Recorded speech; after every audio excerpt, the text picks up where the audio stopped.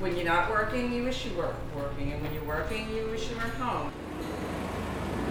I really don't like missing dinner with my kids, but I do often because I go to a lot of events, and there are times when I have to work late. But in reality, I have a huge amount of guilt over this. I honestly search my soul, but I don't feel guilty, and I don't know why. But I feel like my kids don't need me as much as they used to, or want to need me, and so I really don't have any of that guilt that some of my friends have. Some days, like, if I'm really mad, I'm like, I'm gonna go out and I'm gonna get a job, and that's it. And then, you know, everyone will, you know, you'll see what a difference it makes with me working.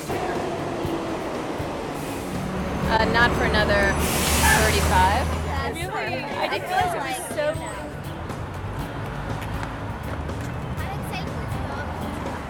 Have a good day. I'll see you this afternoon, okay? All right, so I'll tell Dad to come. Fine.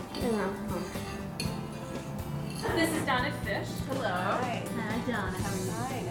She wrote this book, Take the Fight Out of Food, and I thought it would be exciting for her to talk to us because I know we all are riddled with, maybe we have issues, maybe we don't, but things we might want to teach our kids in the right and proper way, and it's also for adults, it's not just for kids, so maybe there's some tips for us to do.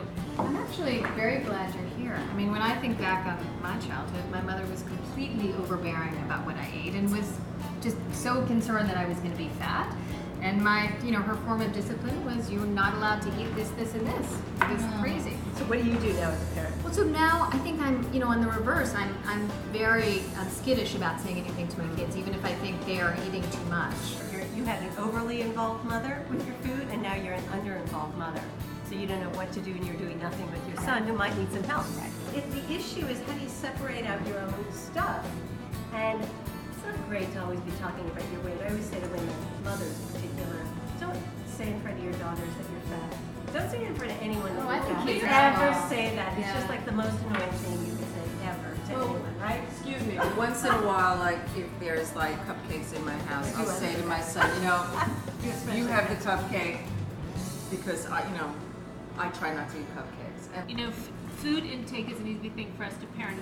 It's something that... I think it's a hard.